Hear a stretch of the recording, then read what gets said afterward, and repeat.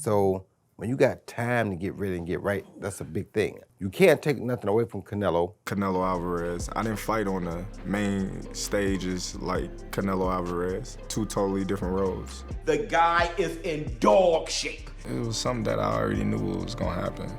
I just needed the opportunity to show everyone.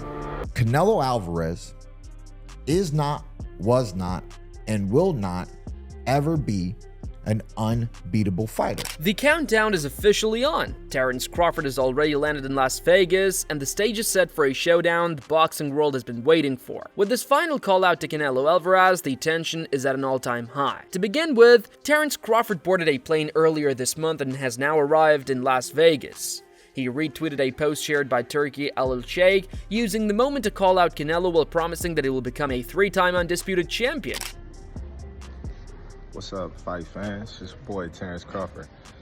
Sitting here, about to board this plane, get ready to go to Vegas, do a little more preparing, and get ready to become a three-time undisputed world champion.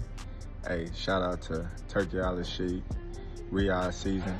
Hey, my family, I appreciate everything that y'all do for me. See y'all fans in Vegas, September 13th. Let's get it. Meanwhile, Sean Potter claimed that timing will be the most essential factor for Canelo Alvarez in this fight. He added that even though Crawford hasn't fought in over a year, Porter argued that great fighters don't lose their timing. There's the measuring stick of how I'm improving and what I'm seeing in my timing being picked up and stuff like that. To me, timing is the most essential thing for Canelo in this fight. Why for Canelo and not for Bud, who hasn't fought in 13 months? I don't think his timing is going to go anywhere just being out of the ring for 13 months. Wait a minute. We moving up in glove size, aren't we? This would be his second fight with 10-ounce gloves. I think that happens when you get to 54. Yeah, though. for sure. His second fight with 10-ounce gloves. The power disappeared. He got hit more this fight with Badgermov. Like, I don't think the power disappeared. What? It was his first non-knockout. I think it was the guy he was fighting. There's so much to analyze in that match remark. In addition, Roy Jones Jr. praised Terence Crawford for his approach during the bulking phase, highlighting that Crawford gained weight methodically in the right way. He also stressed that Canelo Alvarez cannot be underestimated, pointing out that while Crawford has multiple paths to victory, there are just as many ways he could be defeated. I like a lot of things about the fight. I like that Bud took his time when it beefed up early because he knew it was coming. So when you got time to get ready and get right, that's a big thing. You can't take nothing away from Canelo. Canelo has been there for a while. Great puncher, great boxer puncher. If Bud can take the punch, which we're pretty sure he can do, we'll have a good fight on our hands. I think there are several ways for Bud to win it, but one way for Canelo to lose it. I ain't gonna disclose none of that, but that's just my thoughts. We'll do that as we get closer. Exactly. Yeah. However, Roy Jones Jr. noted that despite both fighters having exceptional skills, Terence Crawford still appears hungry after all these years, while Canelo Alvarez comes across as more relaxed and composed. This difference is the only factor that raises any doubt, and if Canelo brings the same hunger for victory, the matchup promises to be an epic night. But if he doesn't chase the win with the same intensity, the fight might not deliver the spectacle fans hope for, regardless of how talented both fighters are. Now, I'm not gonna say I'm gonna feel comfortable saying it because I like both guys. And when you got two guys of their caliber, you can't really count either guy out. You know that yourself. That's a fact. Bud is a champion. That says a lot. And on top of that, Bud is still hungry. You understand me? Canelo did his thing too, but I don't know if he got that hunger still left in him. You understand me? And that's what I think, that's the only thing that bothers me. If he's still hungry, then we're in for a good night. If he's not hungry, it's gonna be rough. Building on that point, Keith Thurman came in with a heavy take, stating that Canelo Alvarez was not, and will never be an unbeatable fighter. He explained that the real question is always about what Canelo's opponents are going to do. My favorite quote, I've been telling everybody, and I just can't come up with anything better. Canelo Alvarez is not, was not, and will not ever be an unbeatable fighter. That's fine. None of us are really unbeatable, right? But people got to understand this. Canelo Alvarez is not an unbeatable fighter. The question is, whoever he's fighting, we don't question what Canelo's going to do, right? We question what his opponents are going to do, right? It's not even really about Canelo. Canelo's gonna show up as Canelo Alvarez, right? Ginger boy. So the question is, are you gonna beat him? According to Thurman, it is usually never about what Canelo is going to do because Canelo will always do what he does best and be the best version of himself. Like when fight night happens, is it you and is it now? You ready to beat him now? He's not unbeatable. Maybe you can beat him, but are you gonna do it? And are you gonna do it now? You feel me? You know? Because I thought Danny Jacobs was gonna have a way better performance. Danny actually performed well against Canelo, but he didn't take any chances. He was doing just enough to not get beaten. And Canelo was feeling himself. Canelo had preparation. He had that head movement, losing to Floyd, this and that. He fought some flat-footed fighters. He got used to getting his head here and there and ducking down and then pulling out and spinning out and little tactics. Adding to that, Gate stated that the winner of this fight will simply be the better prepared one, and he stressed that the only way Terence Crawford gets close to victory is through his preparation. You can have what it takes. Are you gonna do it? Are you gonna execute?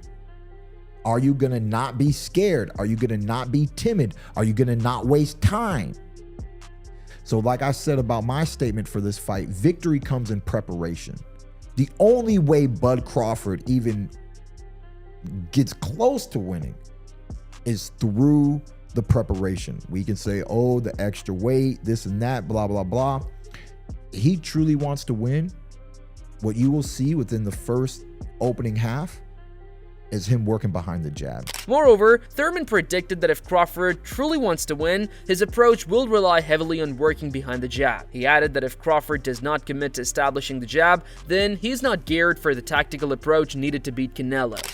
If he does not work behind the jab, he is not geared for the tactical approach. And the only other approach, which is the Hail Mary, is that you hurt the gorilla neck boy, you know, this freaking gorilla exercise.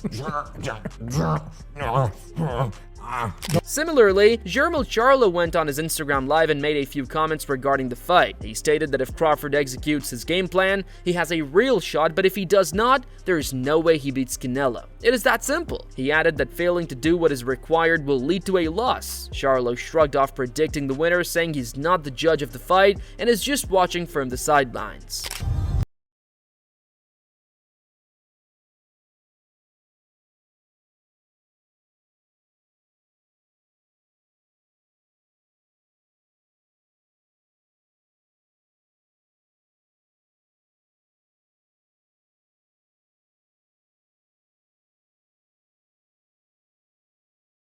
If Crawford don't do what he gotta do, he gonna lose. Don't ask me who gonna win. I'm not just chilling. On the other hand, Regis Prograis weighed in, showing his full support for Terence Crawford. He said that he's cheering for Bud and rooting for him from the sidelines, and while recognizing that it is a big challenge for him to beat Canelo, Prograis admitted that he does not see the win in Crawford's favor happening. I don't know, bro. I want him to. I'm not gonna lie. I really want Bud. I'm cool with Bud and stuff like. I really want Bud to pull it off, but it's a big task. You know, I think it's a real big task. You know, Canelo is not like he is getting. They both are older. You know, but I don't know. I just don't see it. You know, I know everybody believing in stuff like that, but like it's just a difference, bro. He going up 2 weight divisions, right? 2 or 3, whatever. It's two. Like he only had one fight at 54. So right, he had one at 54, bro. And it's like, bro, you going up 2 divisions to fight Canelo. And I think it can look like that on paper. You know, same thing with Mel. When Mel fought him, Mel looked way bigger than Canelo. Mel was taller, he looked big and all that. But it's a difference when you get in that ring. But he also noted that while much of the African-American community is backing Canelo, he's among those who view the fight realistically. He hopes Crawford wins, but recognizes that it will be a tough challenge. With the boxing style and his skills, I think that Bud could probably outbox him. But it's like, man, even when Canelo hit him on the gloves, on the arm or something like that, you've been hit by somebody that big with 8-ounce gloves on, 10-ounce gloves on. It's like, I don't know. I don't see it personally, you know, but man, Bud is great. I think that if Bud can pull off this Canelo fight, man, he might be. I always did put Bud up there with the Ray Leonards and like the Floyds and Pacquiao. I always put him up there. Like I think he's knocking on that door. But if he can do this, he's definitely in that room, of the real, he's already elite. Furthermore, Andre Ward stated that he does not see a scenario where Canelo Alvarez could outwork Terence Crawford and secure a points victory. Ward emphasized that Canelo would need to hurt Crawford either by finishing him or scoring a knockout because Crawford is more likely to win on the scorecards. So for me, it's a dangerous fight for both guys. People think the danger is just going Canelo's way to Crawford. No, they're both dangerous, and I think both fighters understand that. And it's not even the skill stuff, it's this. Like his mentality is, man, I gotta win or die. Anything can happen. Now I don't, I'm not gonna give my, my full breakdown just yet. I don't see a scenario where Canelo can outwork Terence Crawford round after round and win on a points decision. I think he's either gonna have to hurt him and then finish him or just knock him out. And I think Terence Crawford... Moreover, he noted that Crawford is more active, throwing a higher volume of punches and possesses the power to hurt Canelo. At the same time, Ward acknowledged that both fighters' power is undeniable.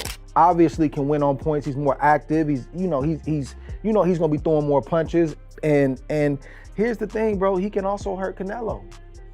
And when you hurt somebody, you don't always see a visible leg shake. Fighters are resilient. They'll poker face that thing and you'll never know, but both fighters gotta respect the other person's power. Interestingly, ShowBizz the adult is so confident in his pick that he has already placed his bets. He believes that Canelo Alvarez will stop Terence Crawford with a knockout. I just placed my bets, $20,000. I just placed my bets, I'm getting to the back. I even placed bets on the KO, on Saul Canelo Alvarez knocking out Terence Bud Crawford. If you wanna see my bets, go to my socials, Instagram, X, TikTok, the bets are there. In fact, he stated that despite all the work Crawford has put in and the impressive physique he has developed, he does not see him winning this fight. Still, this is how he looks, right here. Just like you see him in natural light, you see him in black and white, the guy is in dog shape. The funny thing is, I can't believe that the odds were that close. I mean, that shows the respect that people have for Terence Bud Crawford. But for me, a 38, you guys know my takes, but a 38-year-old welterweight versus Saul Canelo Alvarez, undisputed super middleweight, who is 3 years younger than him. Listen, Terence Bud Crawford is too good for it to not be competitive for as long as it lasts, right? I just think Canelo is gonna knock him out. I think he's gonna stop him. Meanwhile, Jaron Boutsenis recently spent time sparring with Canelo Alvarez, an experience that quickly became a viral topic of discussion. Aina stated that he learned a lot from Canelo and thoroughly enjoyed his time in camp. I ain't gonna lie, I really don't care. I ain't gonna lie, I went out there not only to help, not help, but I went out there for myself, basically, to start my first 2 weeks off of camp. Out in where we was at, with the elevation and all that was phenomenal. This was for me. It wasn't for nobody else. I went out there and I got the experience, being in the ring with Canelo. And like I said, we was having fun. I had a great time sparring him, and it was good, good. Furthermore, he mentioned that he wanted to challenge himself in a way he does not normally do, so he stepped into the ring with the face of boxing. He added that he does not care what the critics have to say about watching him with Canelo sparring together. I already knew it was gonna go crazy. Once we posted the pic, I'm like, yo, this junk gonna go everywhere. We kind of figured it, and it kind of, I guess you could say it made the fight more interesting now, because everybody kind of want to tune in a little bit more to see, what's gonna happen for them. Yeah, why not? Why not you be able to share the ring with, with Canelo, and like I said, being there with a Hall of Famer, legend, and face of, kind of like the face of boxing, How was the work? The work was great, the work was great, like I said, I had a great time. We was having fun, I love being in there with Canelo. It was a great thing.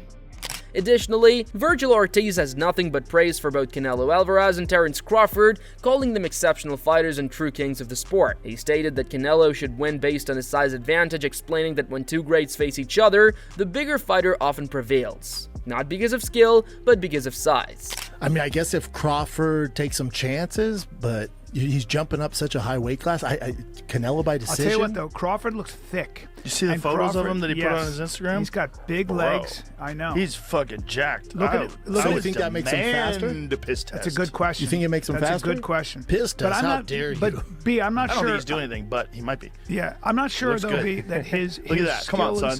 Look at that. Yeah. Callan's jerking off to this later. I am. 100%. I have a boner that could cut glass right now. There's a Holy shit. photo on one of the websites that shows him at when he's fighting at 47, ripped versus him fighting now at 68, ripped, and he definitely looks thicker. He looks quite a bit thicker. Technical, he's better than Canelo. I just don't see him being Canelo. I don't know if he's better technically. Canelo's pretty good technically. Pound for pound. At the same time, Virgil also speculated on Terence Crawford's recent weight gain. He believes that now with the added weight, it will be interesting to see whether Crawford becomes stronger or if the extra mass slows him down. Virgil stated that Crawford should have fought at 168 pounds before facing Canelo to gauge how he performs at this weight and how he feels in the ring. At the same time, he believes that the fight will be very competitive and does not see a knockout happening. Which that itself could be a double-edged sword because one, he's going to be stronger, but two, is he going to be slower? Is he going to be used to fighting at such a heavy weight? I feel like he should have fought at least one fight at 168 just to really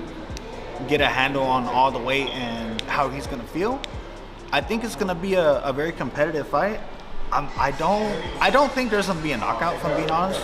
But I think that Canelo's going to win. Similarly, podcaster and journalist Nestor Gibbs stated that he can see Crawford winning by taking pages from William Skull's game plan. I want Crawford to win. First of all, let's not end there. We pressed for time? No, we good. We got 5. I interviewed a trainer on my show, and he said if Crawford wins by knockout, we have to consider top 3. Oh, he top 3 immediately. ATG. He highlighted that Canelo has often struggled when dealing with opponents who use effective lateral movement, an area where Crawford excels. Crawford wins by implementing some of the Skull game plan for sure. Obviously, Canelo doesn't deal with lateral movement well or isn't motivated to deal with it the way that he did in the Lara fight. Honestly, I would say, again, I know Crawford, or at least I think I know how he fights, and what I mean by that is like when the going gets tough, he's in southpaw, but I would prefer him to fight in orthodox. So just based off the last fight, right, we've seen too many right hands land from a dream off and left hooks when you're exiting his right. He was getting hit with that left. I don't want to see a Canelo left hook. Outside the world of boxing, popular comedian Shuler King also weighed in, stating that he's rooting for Terence Bud Crawford. However, he admitted that he's still unsure who will ultimately claim the undisputed crown at 168 pounds. Me personally, I'm rooting for Terence Howard. Not Terence Howard, my bad, Terence Crawford. Terence Bud Crawford. Nah, I know Terence Howard. He ain't gonna be fighting nobody, man. So no, my bad. Terence Crawford. Terence Bud Crawford. And sometimes I'm not sure who will win either. You know what I mean? But when I saw this picture, Terence Crawford with his hair all balled up like this here, I said, yeah, he gonna win. To wrap it up, Shuler added that even when Terence fought Errol Spence, he was rooting for him. He added a joke that it is always the guy named Terrence that nobody wants to beef with. I had said before, when him and Errol Spence fought, and everybody was like, who gonna win? I said, there's a lot, everybody got a chance to win, but I said, don't nobody want to fight no black-ass Terrence. Every bad neighborhood got a black-ass Terrence, at least when I was growing up. There was one little black-ass boy named Terrence, and then nobody want no smoke with him. So he's still that guy. And when I seen he got his head balled up like this here, anybody walk out the house with their head balled up like that there? No, he looked like one of the ancestors. You understand? No. No, sir, not that Django right there. The closer we get, the louder the debate grows, and the predictions only add to the intrigue. From legends to current stars, everyone seems to have a different take on how this clash will play out, but when the bell rings, only one man will reign supreme. If you enjoyed the video, like, share, and subscribe. Stay tuned by hitting the bell icon and comment down your predictions. We'll see you in the next video with more exciting updates.